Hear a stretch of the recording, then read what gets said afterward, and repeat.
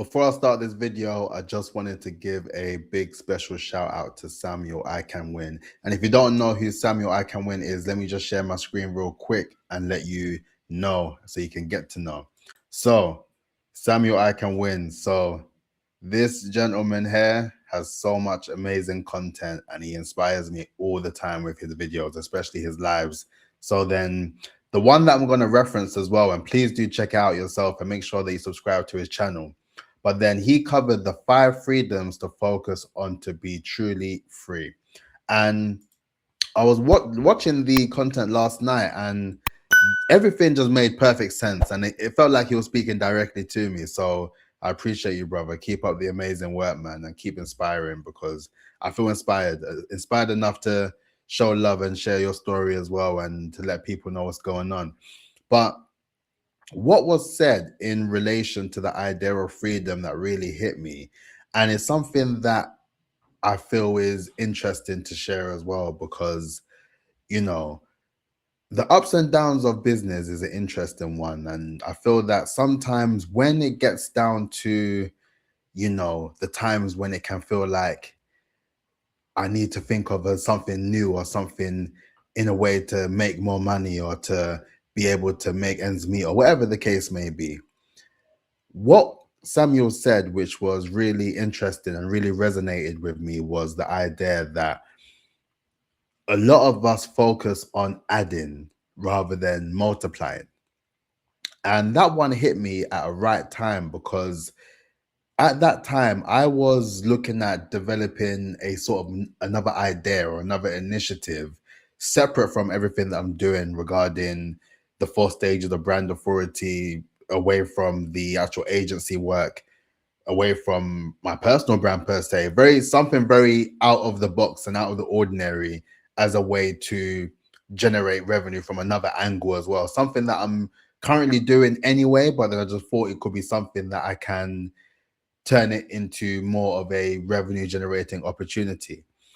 And ultimately, it's something that I kind of put on hold for now because for me, I get a bit excited sometimes when it comes down to ideas. Um, I get so many ideas in terms of being able to implement different things as well. And with me working for myself, right, it gets to a point where you're just in a position where you can just try everything. You can try and do different things, but then you doing different things doesn't necessarily mean that they will be high leverage activity. And you have to be wary that the things that you are doing doesn't take you away from the actual thing that you should be doing in order for you to make it worthwhile. And when I was listening to the video, I realized that the idea of me adding things to everything else I'm doing would take away from everything that I'm looking to do now. And even when we talk about the 3B authority method, remember, your brand authority is your personal brand multiplied by your business brand multiplied by your campaign brand.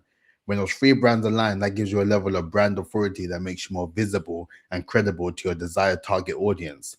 And even without watching the video, or before I watched the video, I knew the importance of multiplication because by default, I knew that you have to multiply the efforts of your personal brand with your business brand and your campaign brand. They have to be multipliers of each other in order to build a level of brand authority. It's not just added on, it needs to multiply. And with the idea of multiplication, there has to be somewhat of a synergy towards it in order for it to make sense. It has to have a level of brand cohesiveness, which I call it.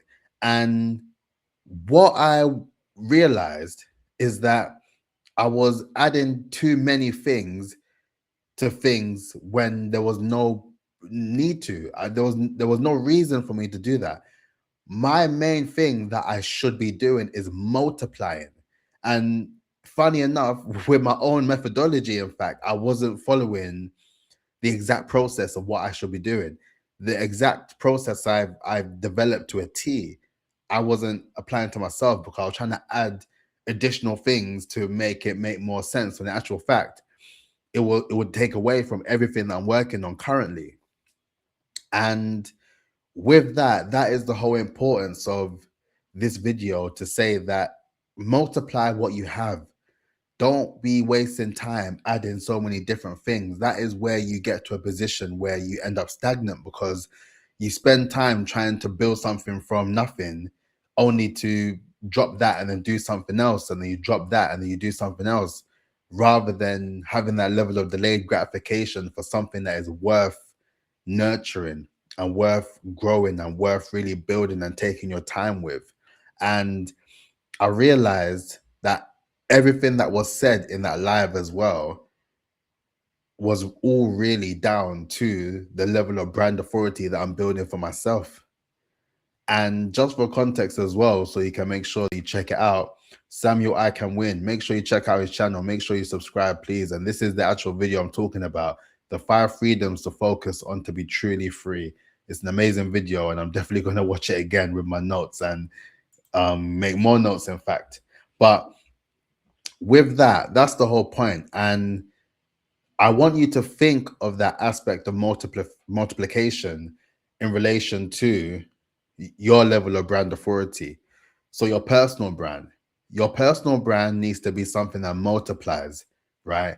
And that comes down to the aspects of multiplying for people to recognize who you are, for people to see that you are good at what you do and they trust you and you are actually human.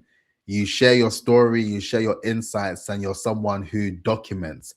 Documentation for me is the biggest level of multiplier you can have as far as building your personal brand is concerned. You being able to do that will allow you to step into your own. You'll be one of one, because no one is able to replicate and document your process the way that you can do it. So with that, it is in your best interest to really multiply on the aspect of building your brand and that side of things. And regarding the business brand as well, as I always talk about, and it's funny because after hearing and watching that video, everything is more cohesive in my head, a lot more than before. And I owe it to people like Samuel and everyone else who I really lock in with and I watch their content and I learn from, because this is what it's about. And I hope that when you watch my content, you feel the same way, that I'm actually dropping gems and insights that can help you and take your situation to a whole new level and be in a position where you can develop a revenue generating brand based on the content I'm sharing on brand authority. But then with that in mind, your business brand needs to be a multiplier of your personal brand. And that's when I talk about the idea of the S.T.A.R.T method, right? That's the first aspect of when I talk to anyone in relation to figuring out their niche, figuring out what they actually offer. How do you start with that? You start with the S.T.A.R.T method, as mentioned. It's the first one is your strengths. What are the strengths that you have that you are able to incorporate? What are the strengths that make the most sense for you? You may be a fantastic graphic designer. You may be someone that not only is able to do the graphic design, but you can do the photography as well. And you can multiply that into an actual offering that allows you to do the best of both worlds. Like, what are your strengths that allow you to carry yourself in a way that perceives you as the key person of influence and the obvious choice, because you have those strengths that are more established and more effective than other people around you, and more, I suppose, knowledgeable in those realm of things as well. And then the aspect of T, right? Your tribe. Who are you looking to work with? Based on the strengths that you have, who are the people that are more likely to be interested in what you have to sell, what you have to offer? What are their particular things that align with your strengths, where they will look at that and say, I don't know how to do that. I don't know how to do that as well. I know someone who can do that better. And as far as business is concerned, a lot of people in business are more than happy to pay for someone else to do something if they know they can do it better than them and they can get it done more faster and efficiently.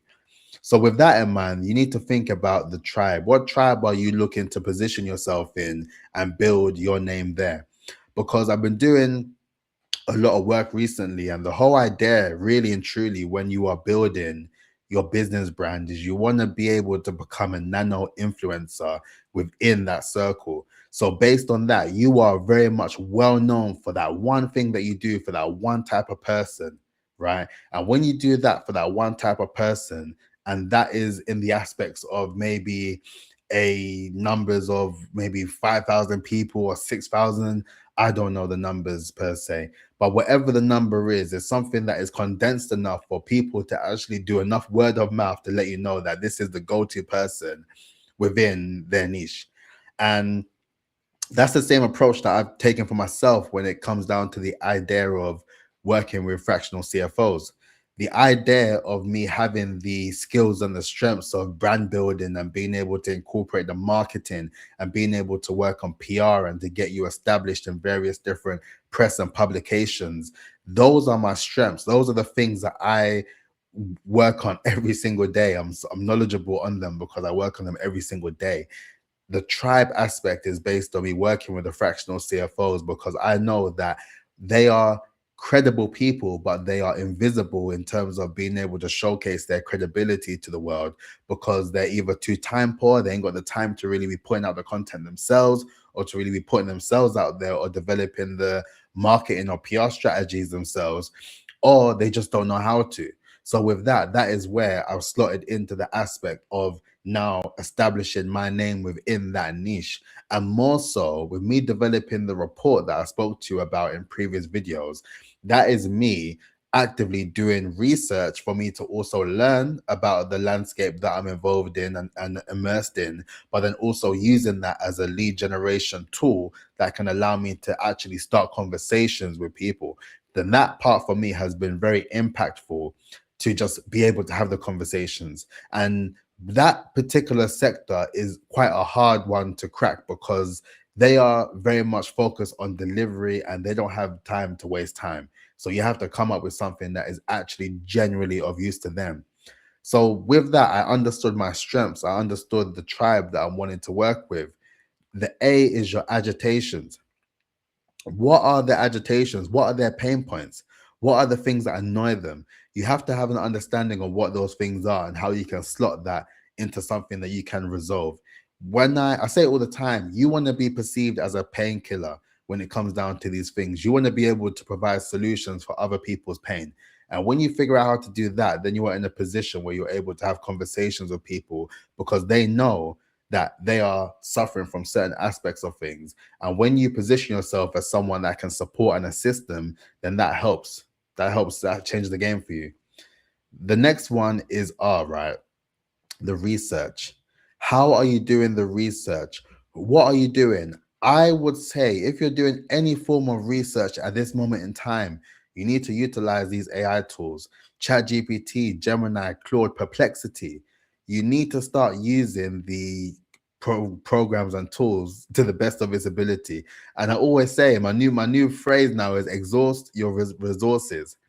You want to be in a position where you go and deep research these topics and use the internet to scrape all the information possible for you to be able to paint a picture of what the ICP is looking like for you based on all the things that we've discussed just now. And then based on that, you're targeting T, the last T, based on the START method. When you are targeting, where are you targeting? Who are you targeting? How are you able to get into their world? That is the thing that you need to focus on. And when you then get to the process of the START method, right, you have amplified and multiplied the aspects of you being able to work with your ICP based on the fact that you've covered all those things. You've covered your strengths, you identified your tribe, you looked at the idea of the agitations and the pain points of said tribe as well. You've done your deep research to validate what you have is actually useful to them. And the last one, T, is that you've been targeting in the places that matter most for them and you've been able to find them in order to sell your services and to position yourself as a key person of influence and the obvious choice. So that multiplication side of things is incredibly important, and that can only come from your personal brand because you need all those things. Your strengths line up with your personal brand because it is uniquely you. You just double down on all those things that you've learned to turn it into an actual offering that makes the most sense within your business brand. And then the campaign brand, right?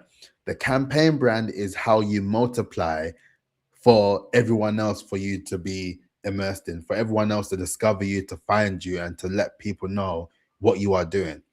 And this is based on what I'm doing now. This is based on my idea of dropping one long form video every single day for 1,000 days. This is based on me doing the 4 stages of brand authority and really establishing that as my campaign brand.